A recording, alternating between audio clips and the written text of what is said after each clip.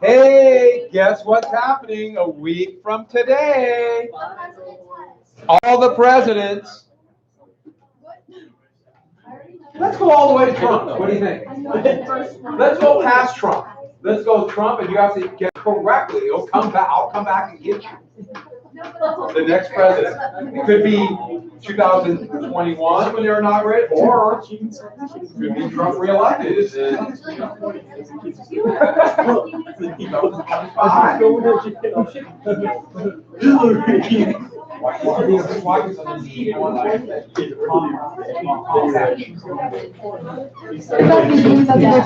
Okay, so the reading assignment. The reading assignment I gave you for Monday, I'm going to give you one more day, so let's make it due on Sunday. And then, so Monday, and then, what's the other thing? Oh, so the president's quiz. 26, don't forget, if you look on the internets, and check the various tubes and all the stuff from the internet's come, this might shock you. Sometimes what's on the internet is not true. Did I just blow your mind? And this happens a lot. So when they say the presidents, and they do it in the textbook because it's done by people who really aren't historians. Don't forget, John Tyler was kicked out of the Whig Party, and the Democrats didn't want him. He was no party, even though you'll see him listed as a Whig because he was elected in 1940 under the Whig ticket. The same thing they have all the time in it. It's so incorrect that Andrew Johnson is a unionist. That was just a thing for the election to combine a Republican Lincoln and a more Democrat Johnson just for the election. He was a Democrat. Lincoln was a Republican. Period.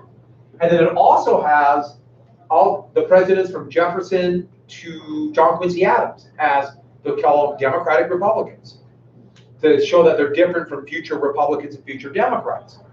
Because both parties kind of got their start from them, but they call themselves Republicans. So they're just Republicans. And so when you write them down, all you have to put down is the initial for the party. N, F, R, D, W. That's it. That's the only initials. Oh, then P for Prohibition.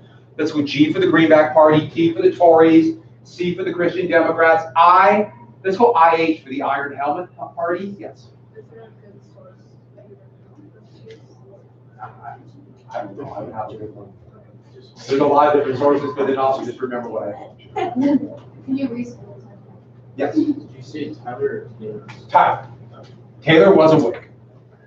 And what other party? Oh, the Looney Party. Don't forget the Looney Party. That's an actual political party, right? Not making it. They're the Looney Party. And they dress up like in all crazy stuff. And yeah, they're literally the loons. I know what you're thinking. We need that. Arguably, maybe we already have that. So with that, let's go and take a quiz on the development of early feminism. Number 1. Where did we finish yesterday in class? The what? You just started. Okay, Sanskrit. So let's go. You like the picture? Why? Okay.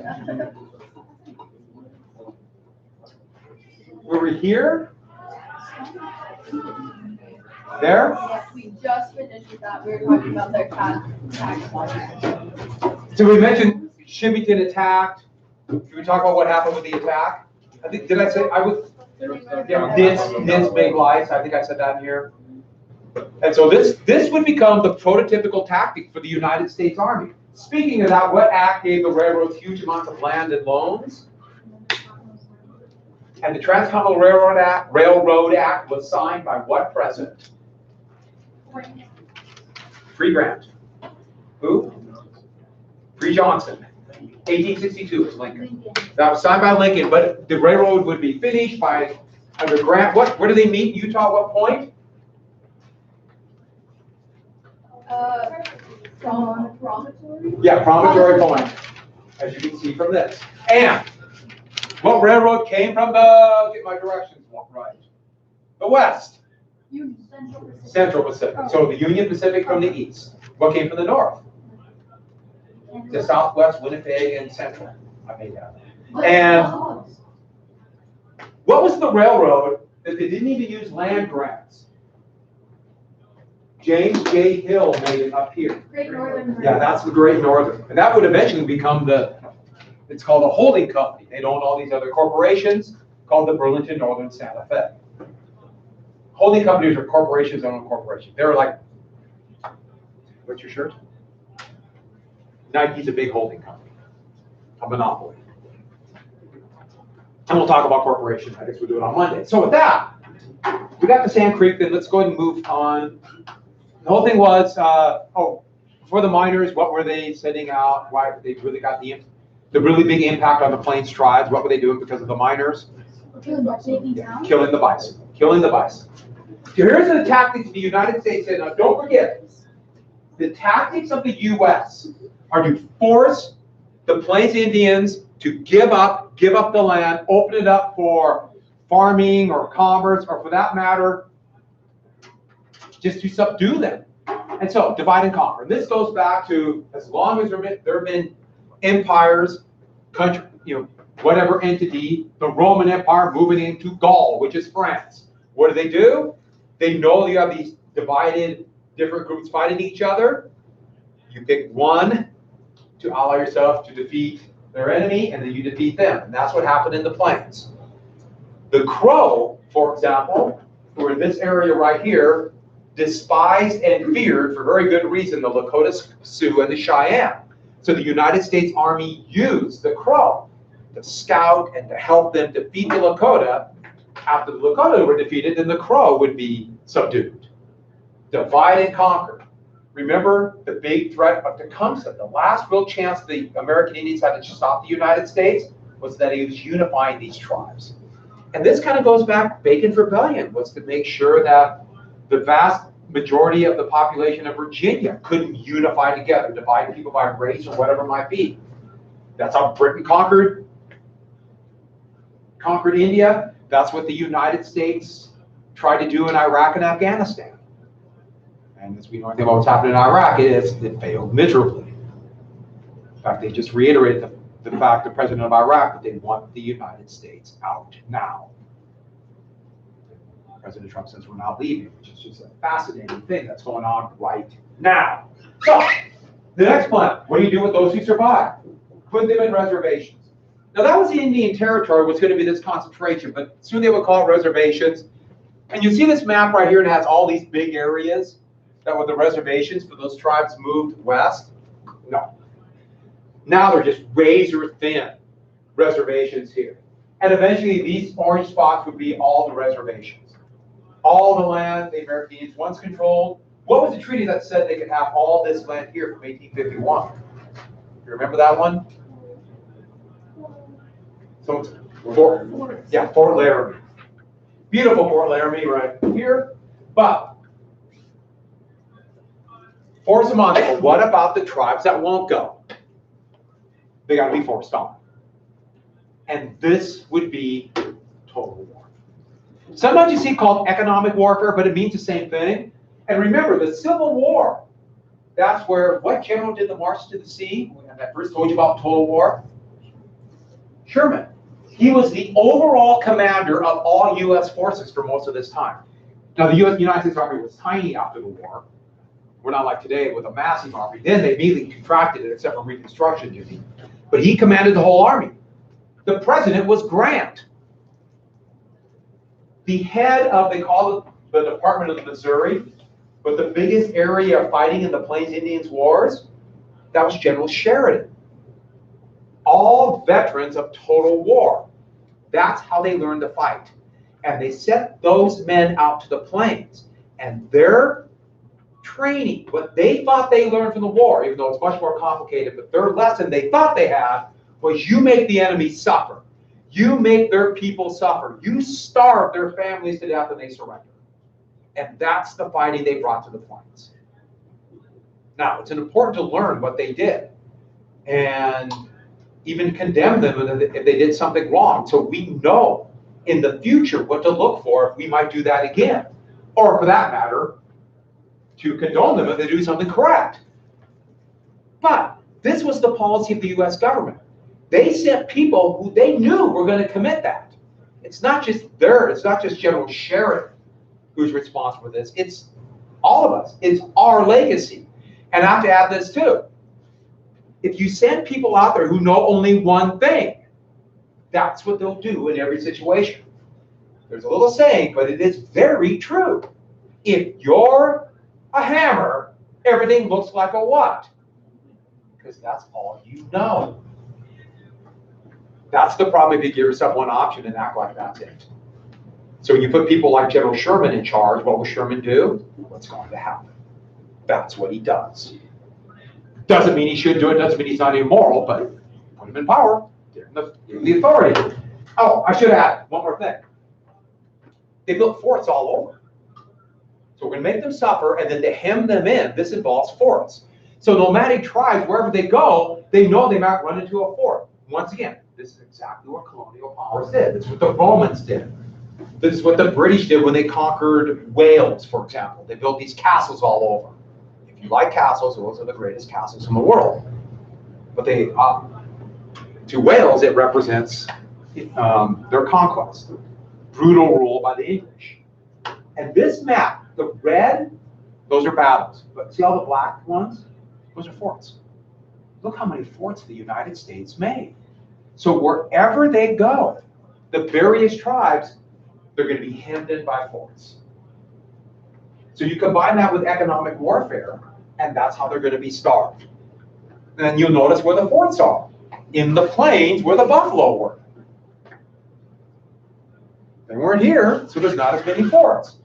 Arizona, this was a different beast because of the desert and the nature of subduing the tiny little tribes like the Apaches that did not surrender until finally they were defeated. In fact, the U.S. even invaded Mexico trying to find them. But it's here. And so with that, what would be the target of this economic warfare? If you want to make the Plains Indians suffer and starve them, what do? Kill all the bison. Exactly right. Kill the buffalo. And that's what they did. The United States, at first, just protected, would soon begin to pay buffalo hunters to go out there. They even paid some tribes to do it, even though it's questionable how many actual tribal members did it. They certainly did because they wanted to trade it for weapons. But they went out there and they slaughtered the buffalo by the millions. So in 1860, there was anywhere 30, maybe a little bit more, million bison. By 1888, just over 2,000 total. It's an absolute miracle that any bison all survived. It's just shocking. Just shocking that any survived. We're going to kill them all. Just in a few isolated places. And these are areas that would be protected. That's part of the reason why the first national park, created in 1869, Yellowstone, there are bison there, because they can be relatively protected. Bison don't actually want to live in Yellowstone, but that's where they're not killed. You know, elk are not mountain animals, they're plains animals. But they live in the mountains because that's where they can survive. What year was that? For Yellowstone? Yeah. 1869. And we'll come back and mention it again. So buffalo hunters, a 3-man buffalo hunting crew, and let's say they went to the buffalo are incredibly plentiful, let's say like 1868 in western Kansas, where you could just see seas of tens of thousands of buffalo, just one herd, which had to be just amazing. You know, they moved, it was like thunder. That's what it sounded like. Well, they could kill 1,000 in an hour. One man shooting. In fact, they would shoot so fast that the barrels would become red hot. The barrels would melt. In fact, they would dump water or even urinate off the barrels to cool them down enough so they could keep firing until they ran out of ammunition. Because, they'd fire a 75 to a 90 caliber bullet. You know anything about bullets? That's a huge chunk of lead. They knock out the first couple bison in a herd that were leading it. The rest of the bison would just middle. Even as you shoot one by one and they start falling, they just middled around. If you've ever gone to, let's say, Yellowstone and seen bison, have you noticed that? They're not afraid of anything. They'll just stand right out in the road. What the heck with your car? I'm not moving. Because they're so big, there's no real threat once they're an adult, but that would be to their death. Bang, bang, bang, bang, bang, bang, bang, and kill them all. Just see them dead bison. And then they go out, skin them, scrape off the fat and whatever's on the inside, stretch it out in these long, thin Then they'd let them dry, and they would make bales, almost like hay bales, and send them back on the railroads. So the Industrial Revolution allowed for the industrial slaughter of the bison. Yeah. Were coyote populations doing really good around that time? Oh yeah, because they had so many. There would just be seas of rotting carcasses, just seas of them. It must have just been awful. They wouldn't use the meat. Maybe they go out there. The story would say all like the pancreas, so they go cut out the pancreas. I don't want to eat pancreas, so I don't. But that's what they liked then. I guess tastes were different, but just the slaughter. And so the tribes could see that. They know our way of life is over. So the first fights would be in the southern herd. That's where it happened. And then the fights that happened in Montana would be like in the 1870s. That'd be when the northern herd was being destroyed. Yeah. Did they send the first half? The what? The first half. Yeah, they sent them back. And we know what they used them for? I know you might be thinking, well, coats or blankets. Well, they were too heavy for regular use for that. You can do a little bit of that. Like, it was a big deal, like if you're one of the U.S. Army on the plains, to get a buffalo jacket when you're marching in northeastern Montana in the winter, with the average temperature 1 million below. If you don't believe me, go to Medicine Lake. But you know what they used all those millions of hides for? The leather's really thick, and they would use it for the belts that would be in the factories of the Second Industrial Revolution, all tied together. And then you would think there'd be billions of bones on the plains. No. After that happened in the 1880s and 1890s, people went out and gathered the bones and piled them up near the railroads and sent them back east too. Here's some of the piles of bones. That's the most famous picture. These are all buffalo skulls. He's standing on. What do they do with those? And these are the rest of the bones in a wall. You may know? You can't find a buffalo bone, at least from that era. They picked them all up. You may know? Huh?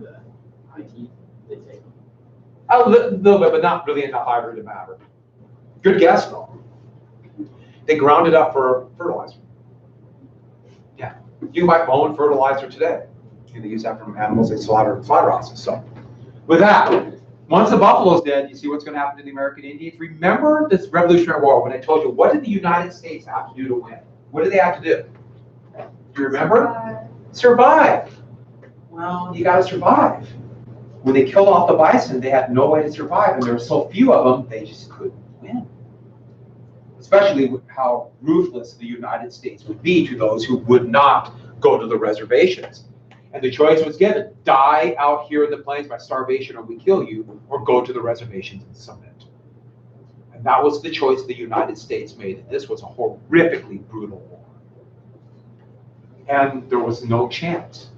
There just weren't enough Plains Indians, and they were too disunified. So there's a lot of battles. I'm just going to cover a couple because close to Montana, I figured that's a good place to go. And to show you the complexities of this, it wasn't always a defeat, but even in victory, tribes would be in trouble. One of the most famous would be the U.S. called it Red Cloud's War. And it's the Lakota doing everything they can to cut off the Bozeman Trail. And this, I didn't have the years. 1867 or 1866 to 1868. 66 to 68. So it was after the Civil War. And the Bozeman Trail was, John Bozeman did it, the trail to bring supplies up for the miners. And the Lakota were going to cut that off because this part went right on the edge of their prime hunting ground, and they knew what was happening. Part of the reason so many Cheyenne would ally themselves with the Lakota is the Cheyenne were pushed out of their hunting grounds in Colorado and Kansas up to South Dakota. The Lakota weren't friends of very many people, but the Cheyenne, they were. And this was a bloody fight. The U.S. built 3 forts along this. And the fight went on, and eventually the Lakota won. The most famous example of the style of fighting would be how, in a set-piece battle, and this shows one of them called the wagon box fight, the U.S. Army, because of its discipline and better training, could win. But individual Lakota were masters of guerrilla fighting, fighting by horseback, hit and run tactics, absolute masters. John Fetterman was a captain in the U.S. Cavalry, and he said, he also was in the Civil War near the end of it, and he had such contempt for the Lakota. It was racial. You know, they're not white, so they can't actually match up to us unless they cheat. But he said he could whip the entire Lakota nation with 100 men. And yet outside of Fort Phil Kearny, right here, he foolishly followed a couple decoys over a hill outside of the side of the fort and rode headlong, he and his 100 men, a company, into a Lakota ambush, and all of them would be killed. And this is the marker that shows it, but also shows the brutality of this fight. Set piece battle, Lakota had a hard time, but where they could use their tactics of ambush, they did really well, hit and run. Well, there's Red Cloud right there. He was already fairly old by then. Another Treaty of Laramie would be signed, and this was a Lakota victory, yet partially out of Red Cloud thinking we could never really beat the U.S. As he saw, there's a sea of white men coming. We can't beat them. The Lakota won, but agreed to go to a reservation. And by agreeing to go to a reservation, that's agreeing that the United States is in power. And that, I don't know what choice they have, you know, but that would be the excuse for their doing. And we're leading, look at this reservation, yeah. Didn't they put the reservations on like land they knew they couldn't find? Some of it was bad, yeah. Some of it actually was decent land. Can you have, like, Browning, they get like the windiest and crappiest night. But if you go to like the Northern Cheyenne Reservation, which is right here, it's pretty good land in that area. But most of it is. Did they take any of the reservations back if they had found hold of them? I'll tell you the story about that, yeah. Okay. Yeah, you're jumping the gun, but you're right. Yeah. So, and the reservation, they would give them basically all of what is now South Dakota, western South Dakota. Look at the gray area. It was all the Great Sioux Reservation. And yes, they built forts all along that edge. Once again, forts to control them. And all this yellow gold area, that would be not the reservation, but Lakota and Cheyenne could leave the reservation and hunt buffalo every summer. They call them summer wanderers. Some stayed year-round. They call themselves winter wanderers. Get it? And so this was technically a victory. The Black Hills were not technically part of the reservation, but the United States said they would never settle it. Because this was the best way to put it is a very special place for the Plains Indians. Sometimes you see it as a holy place, but it's not quite that. For a couple different reasons. The first one's very practical. If you have teepees, you need long, straight poles, lodgepole pines. They don't exist on the plains. So they would travel for miles over the Black Hills and cut them. The Comanche would travel up from Texas to go to the Black Hills. So this was a special place everywhere, but it really is a special place. Has anyone ever driven across South Dakota from this way? Do you remember seeing the Black Hills? Was it a long time ago? No, I go with my cousins live in Sioux Falls, like on the other side, so we go kind of like right Sioux here. Falls. Well, if you ever go down, it's like this, you see it at first in the horizon, like a little black to the green. It's totally out of place, especially in the late summer. Everything's kind of brown because it's so dry, and it's black because of the green forest. You get closer, and there's these big mountains out in the middle of the plains. It is really just startling. But did you go through the Black Hills? Or? Yeah. They're really cool. They're pretty. They're beautiful. It's also a bunch of tourist trap places. I'm just warning you. Who's been there? Anyone else? So just you and I? Oh, so three of us? Yeah, I was sleeping. Huh? I was sleeping. Oh, so all you remember is the inside of your eyelids. Okay. How could you sleep across the beauty of South Dakota? So at that, and that would lead to the Great Sioux War. This treaty that the United States, oh, I should add one more thing before you write this. You know, for the reservations, all of these reservations, the U.S. agreed that the U.S. government would care for the various tribes. we'll take your land, we'll care for you for how long, by the way? You know? Forever. Which forever, as far as I know, is still going on. But the Great Sioux War, and it generic date, 75 to 77. But there's already a lot of issues and encroachments in their land. And then Sheridan, actually probably to promote a war, because he didn't like grants, called it the peace program, sent a cavalry unit, so men on horseback, U.S. cavalry, into the Black Hills to map it. And it was the 7th Cavalry Regiment, about 400 men who went in, along with reporters and prospectors and surveyors. It was led, this expedition, by the second in command, George Armstrong Custer, hero of the Civil War. And Custer already had the reputation of being one of the great fighters on the plains, mostly for garbage reasons, but he was considered one of the great fighters. He was a great cavalry leader, but a total publicity hound. And Custer led his men in the Black Hills, and what did they discover in the Black Hills? Gold. And Custer let the news out. He let the reporters report the story. And in 1875, a gold rush. All these people from the U.S. came into the Black Hills, violating the treaty. And what did the Army do to stop them from coming in? The opposite, they protected them. And this infuriated the Lakota, and a lot of them said, to hell with your treaty. You're not giving us the food you promised. You're not doing anything you promised. We're leaving and going to go to Wyoming and Montana to wander the plains and hunt buffalo. And a lot of them were also thinking this might be the last buffalo hunt. That's how fast the buffalo were disappearing. So that would trigger the war.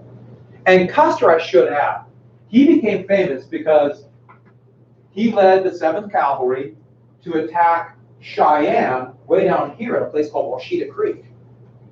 And he did, this should sound familiar, he attacked a village of Cheyenne who just happened to be flying an American flag, but attacked him anyways, and massacred them.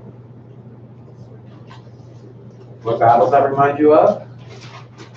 Sand Creek. Who village was it at Sand Creek? Black Hills Village. It was the same flag he was flying at Sand Creek. He was flying out, it's called the Washita. Black Kettle dies in this attack. And Custer would become a great hero. Actually get promoted from major to lieutenant colonel. He was a general during the Civil War, but when they shrunk the army, they made a bunch of generals lower level officers because we didn't need so many generals, which infuriated them. Yeah. Were the Sioux like they're really, really aggressive Indians? Lakota, well, aggressive is relative to the army. Yeah, they were feared by. That's part of the reason why the U.S. Army had a lot of, like the Crow could help them because they were so aggressive to other tribes. Okay.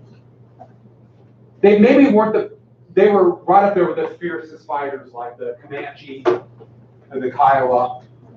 Probably the fiercest fighters were the Nez Perce. They just weren't very big. And the Nez Perce were shockingly peaceful, but just amazing fighters. And with that, the U.S. they would use that as an excuse to have a massive operation to totally subdue the Lakota, to totally subdue them. So they all went to this area, and 3 huge columns of the U.S. Army. Part came from Missoula and Great Falls, Fort Shaw, part from Bismarck, and north from Wyoming. Why are you leaving? Oh, okay, yeah, right. And how do I know that sick? Today's Friday, isn't it? Mm-hmm. Isn't that sad? What's the only good thing about Friday? Mondays, 2 days away. Right? The only good thing about Friday. What's the only bad thing about Mondays? They end. So with that, and one thing about fighting, when the U.S. Army, they're sent out there to try to force these nomadic tribes into reservations. In the summer, the tribes they move a heck of a lot faster than the army could. And in the summer, they just disappear. That's why remember I told you they always fought in the winter. They just be gone. So this is the summer of 1876. And so everyone knew in these 3 big columns, you see Cheyenne or you see Lakota, attack. Don't hesitate or they'll be gone tomorrow. That's an important thing to understand. When they heard there was a huge encampment of Cheyenne and Lakota here, the commander of the overall operation, General named Terry, sent Custer and his cavalry to try to kind of push him towards the rest of the army. Custer knew, you see him, you attack. Yeah. How did they know what tribe they were? But they knew it was going to be Lakota. And they also had a lot of other scouts, and that's Crow territory they were in. So the Crow were helping them in scouting. And a few other tribes too, mostly Crow. Yes, and then of course the United States would turn on the Crow. And that's why when Custer and his about 480 men at that time of the 7th Cavalry trailed this big encampment going just south of the Yellowstone River right here, he went right on their heels after him. And they told him this is the biggest encampment they've ever seen. But he refused to believe it because on the plains, how big could an encampment be? There's not enough food. 500 people was a massive, or 1,000 people was a massive encampment. There might have been as many as 10,000. For a short time, they came together. And that means up to perhaps even 2,000 people of direct fighting age and probably hundreds of others that can fight. But Custer saw them on the Little Bighorn, and it was really kind of a bumbled into an attack. Saw him attack. And he divided his forces up to make sure they couldn't run away. And that would be the Battle of the Little Bighorn. June 25th, 1876.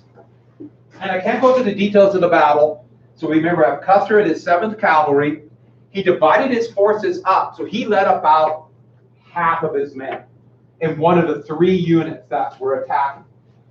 There were a number of, okay, so remember, even though it's more men in charge than Plains Indians, but a lot of people in charge. Sitting Bull is probably the leading elder. Lakota, Minnie Compton, I can't remember. Yeah, Minnie Compton. He had fought his entire life, but by then he was pretty old, so he was more of a political and spiritual leader. There were a lot of younger men who were, there was no like command. It was more like who the other warriors would follow. One of the best examples would be Crazy Horse, another Lakota. We have no idea what Crazy Horse looks like, unlike Sitting Bull, who even though he hated people from the U.S., he still posed for a picture. I'll tell you a story about him on Monday real quick. Just as I'm ending this. So we have just a few watercolors. We have no idea what Crazy Horse looked like. Wouldn't have a picture. Wouldn't allow a picture taken from him before he was murdered by the army. And with that, they attacked and they wiped out all of the men who rode with Custer. About 240 total of the 7th Cavalry were killed. One of the worst defeats in U.S. military history. Now, half made it. Half of the 7th Cavalry survived, and they held off the Lakota. And the next day, the Lakota and Cheyenne scattered, gone into 100 different groups. But this was the worst military defeat. 10 years afterwards, this was a drawing on a buffalo hunt done by. This was done in the Standing Rock Reservation in South Dakota by one of the people who fought there. But the worst defeat, in fact, the U.S. Army would not be defeated that bad again until Korea, November and December of 1950. The U.S. Army was absolutely humiliated, and U.S. Army Marines by the Chinese.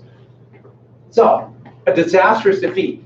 It'd be 2 days later that the rest of the army arrived there and basically relieved them, and they found an area littered with bones. That's Custer's Hill, where his command fought.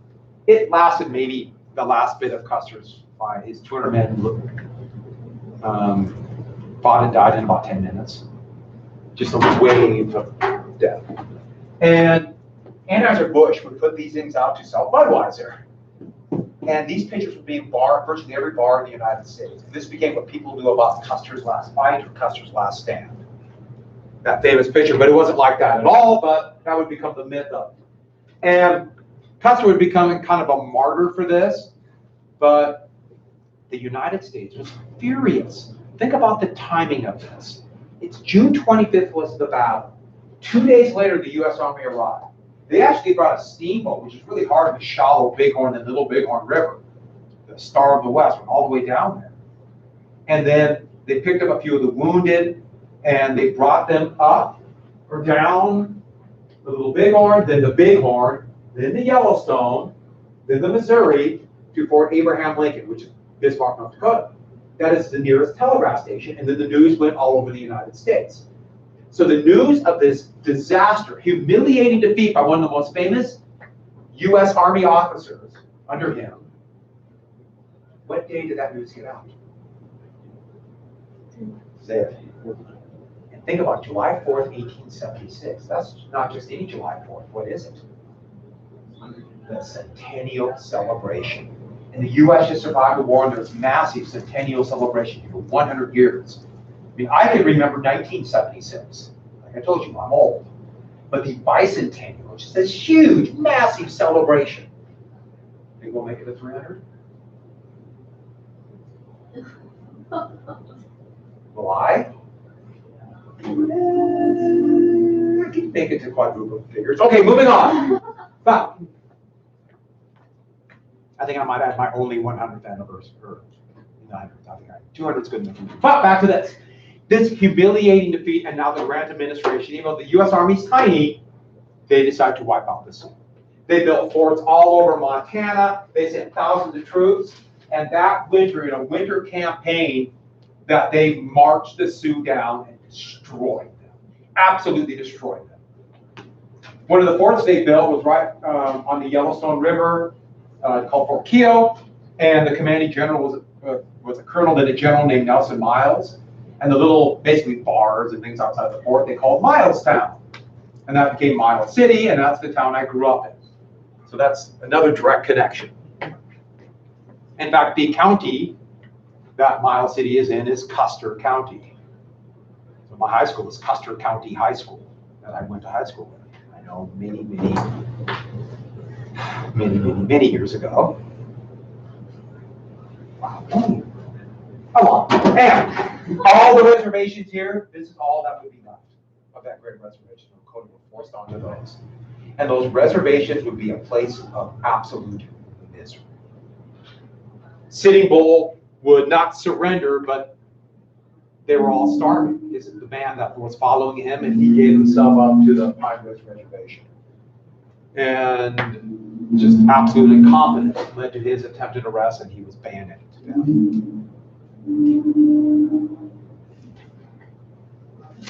Wow. So one more thing really quick for the bell rings. I mentioned the Nez Perce. I got to mention very quickly. The Nez Perce happened just as the Great Sioux War ended. Now the Nez Perce was relatively small, and by treaty they had this land right here. Well, the U.S. simply told them, no, we're going to force you to go to a smaller reservation that you don't want to live in here. And there were some misunderstandings. So a couple young Nez Perce actually murdered a couple of settlers in this fight that happened. And the Army was going to force them. And about 250 Nez Perce took off on the run. Now the Nez Perce, their religion had this, it's kind of like a pompadour haircut. So you see all the men from them, like including their many different many different people. Though this Chief Joseph would be the most famous one. The leaders, the haircut kind of like this. And I just can't help it. Whenever I see that, I think of the 1950s hairstyle men. But they took off, and they at first were just going to kind of go into Montana, but they realized the Army was on their heels. And they defeated U.S. Army forces 3, 4, 5 times its size. In fact, one of the biggest defeats of the U.S. Army happened in Montana, the Big Hole, under a Civil War hero, Gettysburg, John Gibbon. Has anyone been here? What You town is can, it? huh? Jeez, there's no towns nearby. It's really a pretty desolate area, but you go down the Bitterroot Valley and keep going south of Hamilton. Keep going south, or it's kind of northwest of Dillon, but there's not a lot of towns nearby. Wisdom is pretty close, and a couple of there's a great national park house. Yeah. It's not only it's a really well done battle site. I mean, you really get a good idea what happened. It's a good thing to see our history, but it's also shockingly beautiful. It's really pretty up there. It's like wow. And it's so icy, you can see why. I finish it up on Monday. Are we going to have a quiz on Monday? No. Do you want one? I can do it. I can win it. What town did they go into when they first came? The Nez Perce? When they came in, Actually, a few militia tried to stop him south of Missoula. So very near, oh God, what's the state? No. The little tiny town just south of Missoula. Lolo? Yeah, Lolo. Yeah, but Stevensville just north. And then they went, Stevensville is a town, and they went right past Stevensville. In fact, they made a sod fort outside of Stevensville. Did they ever go into Great Falls? They have so many things in Great Falls named after. Yeah, but no, they didn't, but they do. Including the Jack and elementary or junior high. Hold on. What happened? Literally nobody told me that you saw that. That's what happened in Georgia. Yeah, that's what happened to Clay. 3 or 4 other people. Lots of women from where? From all over, like, I was like wondering. I didn't even know. Who was it? Yeah. Georgia told me that it's real, it's a joke. Okay. Well, that's super interesting. They like, Yeah. it's going on. No, there was like, Yeah, I wasn't even Cheyenne wanting to tribe. do any of that. It just wasn't scheduled, so I took it to Give the name of it. no, Travis. Yeah. Kind of outcast society, but She said that. Yeah, you're very. Yeah. Travis. So they send them along.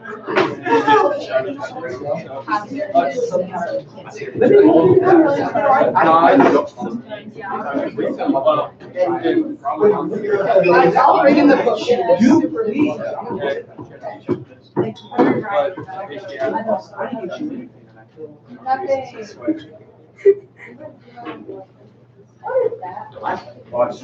Oh, shit. And all we need the last name. So, and addition for the parties will be a lot easier. Okay. No, we're not doing property inspection, we're doing property. If we had a movie, I'd let you do it, but since we're not. Good try. Save it. Save it. Next time we have a next movie, we'll eat it. Okay. And so many things go bad.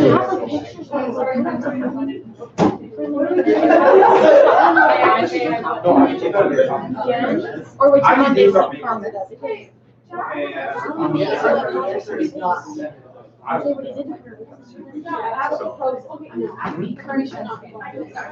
No. So, I do like the current events.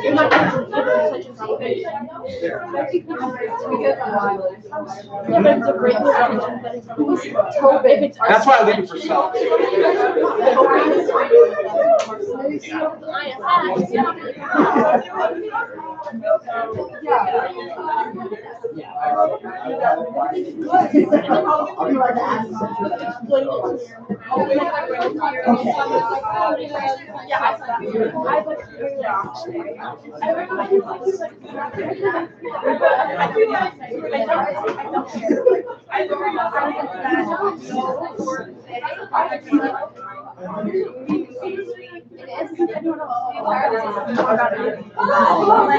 That doesn't make it.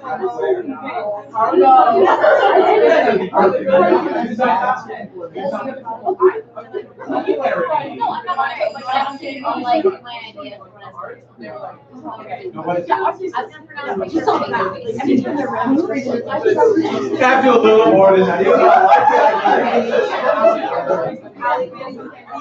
Yeah, exactly.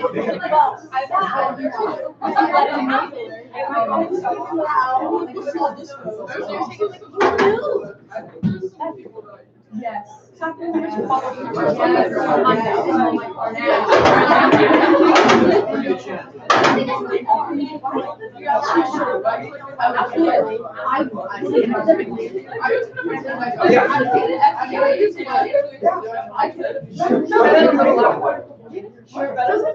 No, I thought you were going to be. Trying to look at the style. Hey, think about it. They're all men. Okay? That's what they call men's fashion. Really changed all that.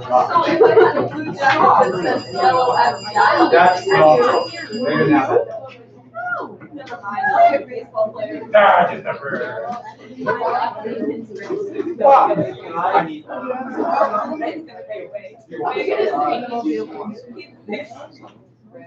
No, you want. See, I only wanted if you wanted. If you would have said you didn't want it, I'd take it. You want it? Share the wealth. I'm like Robin Hood. All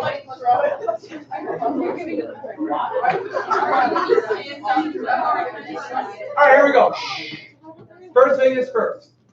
I am going to show you, I did tell you I'm going to do a little bit of 20s fashion, so I'll show you some pictures of that. And it is an assignment on Wednesday. What? Yeah, it's an assignment. Wait, it's not. No. Yes. Is it like one and done, like only one person can do each? No. Okay. Yes. Props allowed? What is your prop? Hippopotamus? Yeah, maybe. I don't know. Obviously, you can't have cocaine, and obviously, even if not even flour, don't even go. Don't even go. No. And obviously, you can't bring a Tommy gun to school. Somebody would frown. If you want to act like you have a gangster's weapon, do like bring like a picture of a Tommy gun, and we can all laugh at it. No, don't have even it might look like one. Yes. Oh, violin case. Yeah, they would carry their Tommy guns in violin cases. They do with guitar cases too. And guitar, yeah, guitar cases. Yes. So do we have to dress up like our characters No. that we did? Okay. You know, of course you can if it works, but if not, just somebody from that era. And I've allowed you guys, so that's good. Who else has a question? Yes. How many points is this worth? How many points? A mile. Nice. Huh? No. Last year we ran out of time, so we didn't have a final second semester. Yeah, we did presentations. Yeah, we did the history of rock and roll. Yeah. Can we definitely like do that? It was quite We awesome should presentation. do that. Yeah. No. And What if you don't like dressing up? How much does this cost me? if you really don't want to dress up, come talk to Monday. We'll have an alternative assignment, which might involve making us crepes. I'm so down for that. You know, I organized a waffle day in my paleo class. I brought waffle makers and we brought batter. I Didn't have Make waffles. pancakes in this summer and bacon. Didn't have waffles. Yeah. All right, so let's go ahead and take out. Before we do this, let's quick. Take out your notes in. I'll give you some examples of 20s fashion. Let's go do it right now. And I have a lot of great stuff. So what's like the time period we can dress up from? Huh? Like the time period. So I'm thinking, you know,